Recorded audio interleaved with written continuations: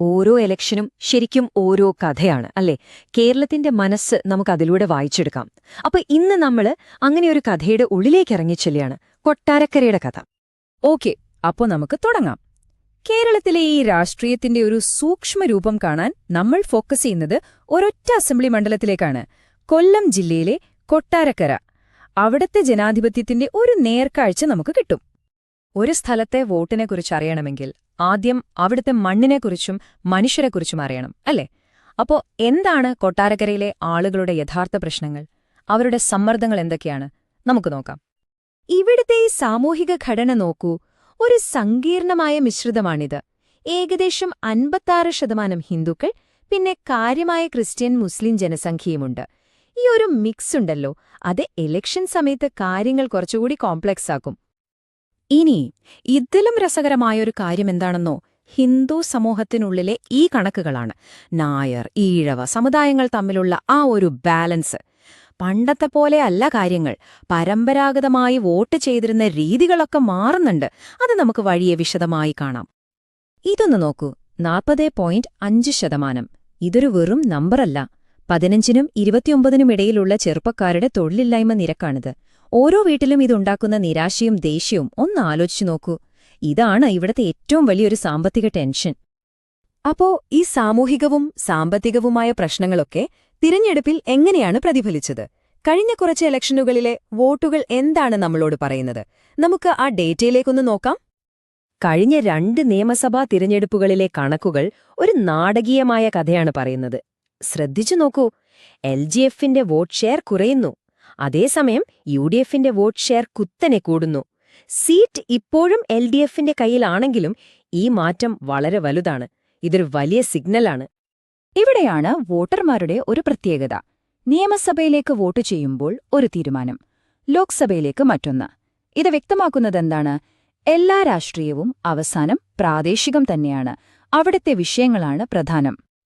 അപ്പോ എന്താണ് ഈ മാറ്റങ്ങൾക്ക് പിന്നില്? എന്തുകൊണ്ടാണ് വോട്ടുകൾ ഇങ്ങനെ മാറുന്നത്? വെറുതെ ഒരു മാറ്റമല്ല ഇത്. ഇതിന്റെ ഉള്ളിൽ 5 പ്രധാനപ്പെട്ട കാരണങ്ങളുണ്ട്. അവ എന്തൊക്കെയാണെന്ന് നമുക്ക് നോക്കാം. നമ്മൾ സ്വയം ചോദിക്കേണ്ട ഒരു ചോദ്യമുണ്ട്. എന്താണ് ശരിക്കും ഒരു വോട്ടിനെ നയിക്കുന്നത്? വെറും പാർട്ടിയോടുള്ള ഇഷ്ടം കൊണ്ടാണോ? അതോ ഓരോ ദിവസവും അവരനുഭവിക്കുന്ന പ്രശ്നങ്ങളാണോ? ഓർക്കണം, ഓരോ വ്യക്തിയുടെയും അഭിപ്രായവും അന്തസ്സും നമ്മുടെ ഭരണഘടന ഉറപ്പു നൽകുന്നതാണ്. അപ്പോ ഈ വിശകലനം വെറും കണക്കുകളല്ല, സാധാരണ മനുഷ്യരുടെ ശബ്ദം കേൾക്കാനുള്ള ഒരു ശ്രമം കൂടിയാണ്. ഞങ്ങളുടെ പഠനത്തിൽ 5 കാര്യങ്ങളാണ് മുന്നോട്ട് വരുന്നത്. 1.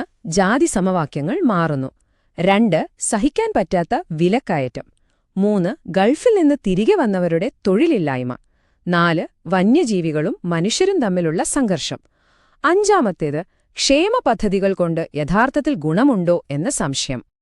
ഗ്രാമങ്ങളിലൂടെ പോകുമ്പോൾ കേൾക്കുന്ന ഒരു വാചകമാണിത്. രാത്രി പന്നിശല്യം, പകല് വിലക്കയറ്റം. ഇത് ഒരേ സമയം 2 വലിയ പേടികളെക്കുറിച്ചാണ് പറയുന്നത്. ഒന്ന്, സ്വന്തം അധ്വാനം നശിച്ചു പോകുമോ എന്ന പേടി. മറ്റൊന്ന്, കയ്യിലുള്ള കാശുകൊണ്ട് ജീവിക്കാൻ പറ്റുമോ എന്ന പേടി. ശരി, പ്രശ്നങ്ങളൊക്കെ നമ്മൾ കണ്ടു. പക്ഷേ ഇത് മനസ്സിലാക്കിയാൽ മാത്രം മതിയോ? പോരാ, ഇതിനൊരു പരിഹാരം വേണ്ടേ? അവിടെയാണ് തന്ത്രപരമായ ഒരു സമീപനം വേണ്ടിവരുന്നത്. നമ്മൾ ഉപയോഗിക്കാൻ പോകുന്ന ഒരു ഫ്രെയിംവർക്കാണ് ചതുർമുഖ സിദ്ധാന്തം. ഇതൊരു 4 മുഖങ്ങളുള്ള തന്ത്രമാണ്.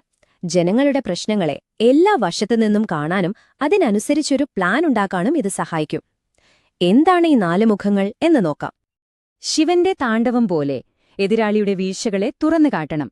വിഷ്ണുവിനെപ്പോലെ സ്ഥിരതയും സമാധാനവും വാഗ്ദാനം ചെയ്യണം. ബ്രഹ്മാവിനെപ്പോലെ പുതിയ ആശയങ്ങളും പരിഹാരങ്ങളും സൃഷ്ടിക്കണം. പിന്നെ ദുർഗയെപ്പോലെ സാധാരണക്കാരെയും പാവപ്പെട്ടവരെയും സംരക്ഷിക്കണം. ആക്രമണം, സ്ഥിരത, നൂതനാശയം, സംരക്ഷണം. ഈ 4ഉമാണ് ഒരു വിജയതന്ത്രത്തിന്റെ അടിസ്ഥാനം. അപ്പോ ഈ തന്ത്രം എങ്ങനെയാണ് നമ്മൾ പ്രായോഗികമാക്കുക? വെറും തിയറി മതിയോ? പോരാ. ഇത് സാധാരണ ജനങ്ങളിലേക്ക് എങ്ങനെ എത്തിക്കും? അതാണ് അടുത്തപടി.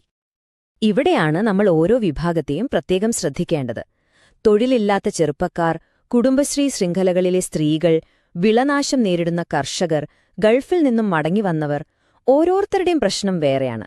അപ്പോ ഓരോരുത്തർക്കും വേണ്ടത് അവർക്ക് മനസ്സിലാകുന്ന, വിശ്വസിക്കാൻ പറ്റുന്ന ഒരു ഉറപ്പാണ്. ഇത് വെറും തെരഞ്ഞെടുപ്പ് വാഗ്ദാനങ്ങളല്ല. നമ്മളിതിനെ ക്ഷേമത്വരിതങ്ങൾ എന്നാണ് വിളിക്കുന്നത്. അതായത് പെട്ടെന്ന് ചെയ്ത് കാണിക്കാൻ പറ്റുന്ന കാര്യങ്ങൾ.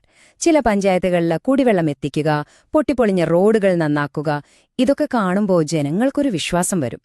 തീർച്ചയായും ഇതൊക്കെ ചെയ്യുമ്പോൾ ഓരോ വ്യക്തിയുടെയും സ്വകാര്യതയും വിവരങ്ങളുടെ സുരക്ഷിതത്വവും ഉറപ്പാക്കണം. അത് നമ്മുടെ നിയമങ്ങൾ അനുശാസിക്കുന്ന ഒരു പ്രധാന കാര്യമാണ്. അപ്പോ ഈ കണക്കുകളും തന്ത്രങ്ങളുമെല്ലാം അവസാനം നമ്മളെ കൊണ്ടെത്തിക്കുന്നത് ഒരൊറ്റ ചോദ്യത്തിലേക്കാണ്: എന്താണ് ഒരു ജനകീയ നേതാവിന്റെ യഥാർത്ഥ ഉത്തരവാദിത്വം? ഈ ചോദ്യം നമ്മളെല്ലാവരും ഓർക്കണം. ഇലക്ഷൻ ദിവസം ജയിച്ചാൽ മതിയോ, അതോ ഓരോ ദിവസവും ജനങ്ങൾക്ക് വേണ്ടി പ്രവർത്തിച്ച് അവരുടെ വിശ്വാസം നേടിയെടുക്കണോ? വിജയമെന്നത് ഒരു തുടക്കം മാത്രമാണ്. യഥാർത്ഥ പരീക്ഷണം അതിനുശേഷമാണ്. ആ പ്രചാരണ സമയത്തെ വാഗ്ദാനങ്ങളും ഭരണത്തിലെ യാഥാർത്ഥ്യവും തമ്മിലുള്ള ദൂരമില്ലാതാക്കുന്നിടത്താണ് ഒരു നേതാവ് വിജയിക്കുന്നത്.